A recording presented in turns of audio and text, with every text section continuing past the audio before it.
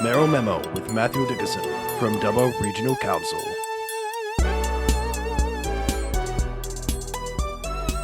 Regional crime, obviously a big issue across the state, in Dubbo in particular.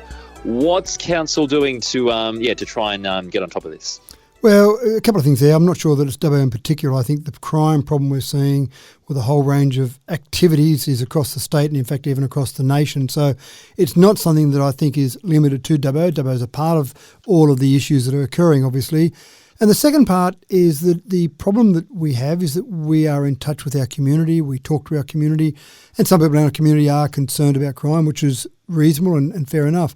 The problem we have is that we don't have the direct levers to pull to be able to really make an impact on crime. So obviously policing, which I think the police are doing an exceptional job. Policing is controlled by the state government. And the second part is the sentencing.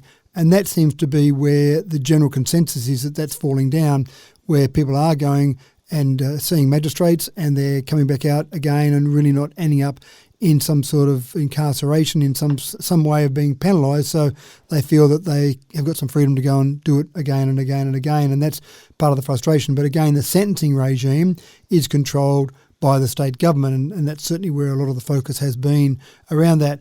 Council can play a small part on the side, and that's really what we feel that we often do, is try and help with some coordination. And that's typically where we'll go. We might get different agencies to speak together. You might find that NGOs, non-government officers, or various non-government departments, if you like, and government departments might need to communicate a little bit better, and that's where we as a council feel that we can play some sort of role in maybe getting some extra communication. Sometimes you get some silos in the state government where people don't necessarily talk to each other. So we find we can play a piece there in the whole strategy. And the other part from the meeting last night is that council's asked the CEO to develop a youth strategy in collaboration with the Youth Council and other key stakeholders. And one thing that we've done really well in council over the years is we've had a fantastic Youth Council. We've had some great outcomes from that Youth Council. And so asking the Youth Council to be involved in a youth strategy makes sense. But again, we'll probably find that a lot of the things out of that youth strategy we may not be able to do. But if we can collate some of that information, gather the data, and then be able to feed that through to the state government, we think that that might be able to help the state government. Okay, so just to clarify, so with the meeting last night, what was the outcome? So will there be a crime prevention plan for Dubbo?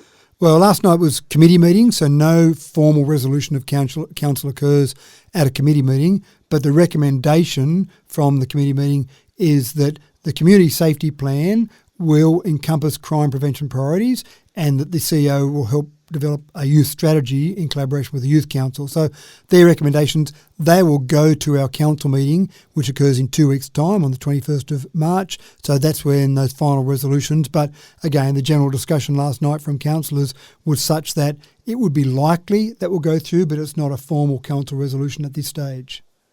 Yeah, gotcha. Okay. Yep. No, fair enough. Okay, so I guess as you mentioned, I mean, there's only so much council can do here, really. I mean, you rattled off, I guess what the state government, should and could be doing, but yeah, in terms of council, hands are sort of tied to some extent, but there are some things you can do around town to help play your part, I guess.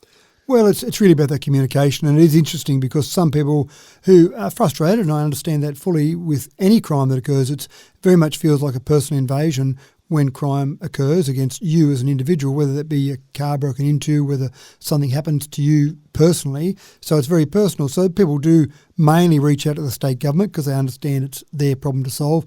But some people do reach out to me, for example, and the first question that I always have for them is, what would you like council to do that is within the powers of council to do? And most people don't have any reaction to that, or they'll not fully understand the powers of each level of government. So they'll say, can you increase the policing? And our answer is no, we don't control that. We send off letters to the police minister from time to time to ask for various things to happen, but that's all it is. It's an ask of the police minister because the police minister controls the policing. Same with sentencing. I think that is the real solution. The real solution is to change the sentencing regime because at the moment it doesn't seem to be working effectively.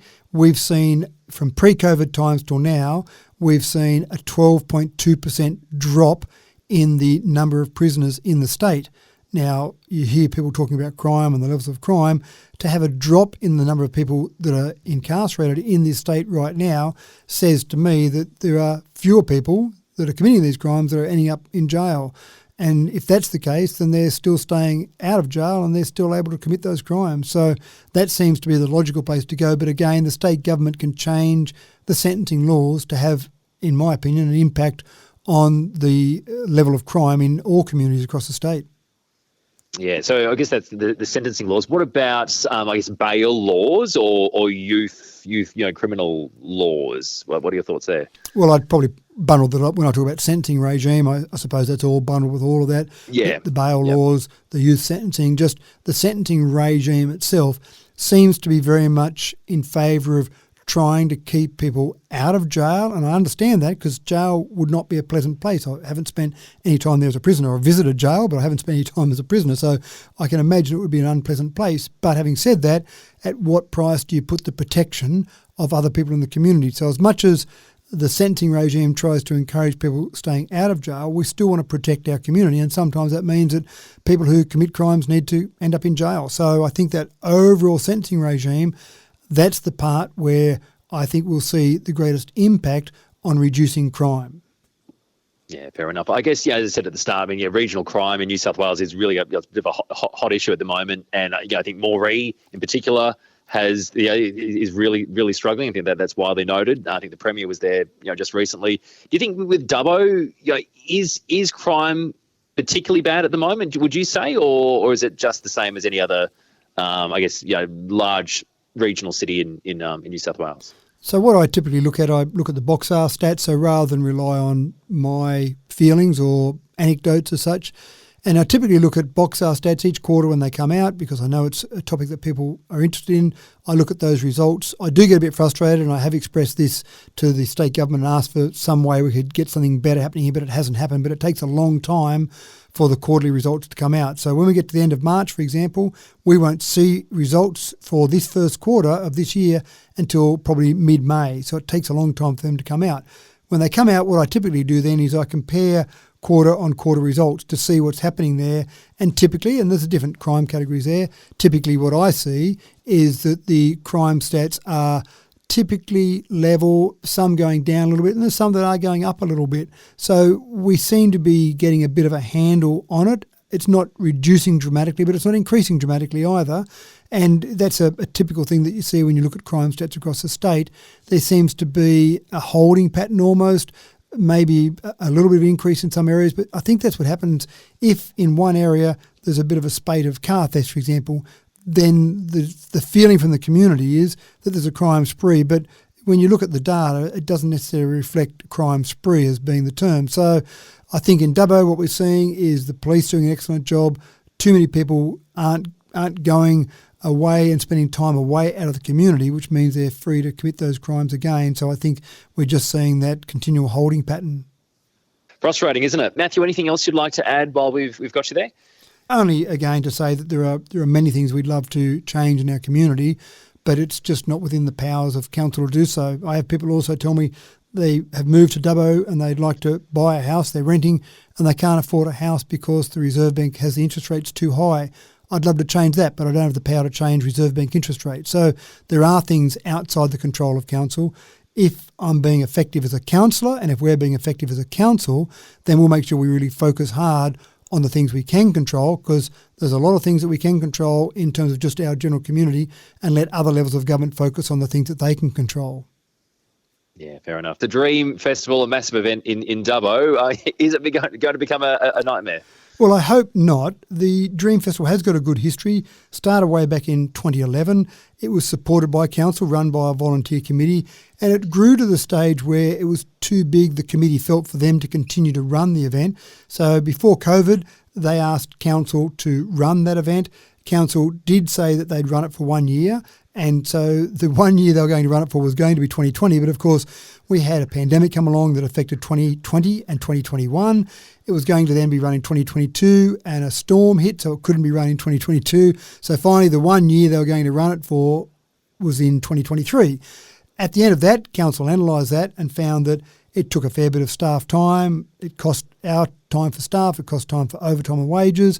And we actually questioned whether or not council was effective at delivering a festival. Is that what our staff were best utilised for, or would it be best utilised for a volunteer type committee? And there was also a question about the $40,000 that have been given to Dream each year to run the event. So we ran that at the flagpole. We talked to the community about that.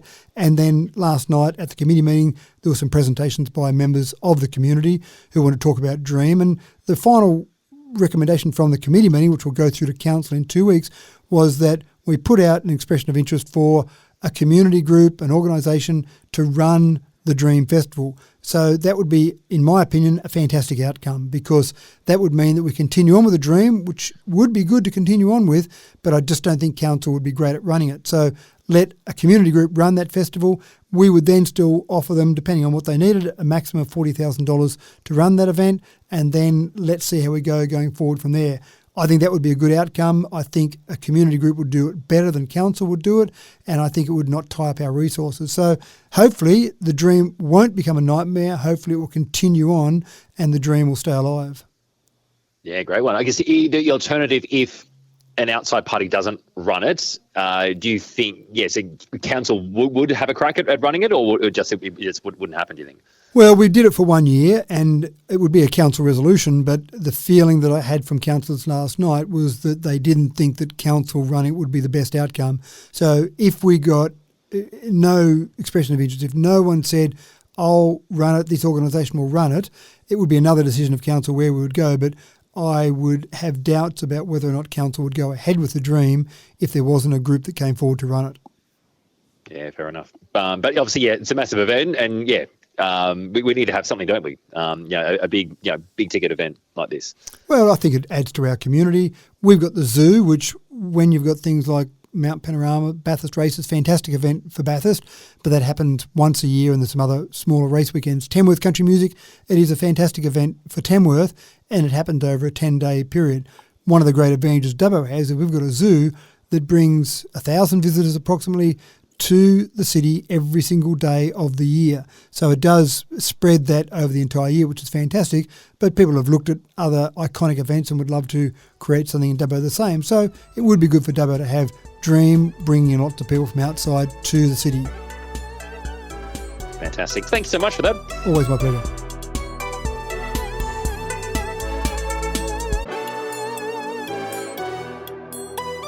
Mero Memo with Matthew Dickerson from Dubbo Regional Council.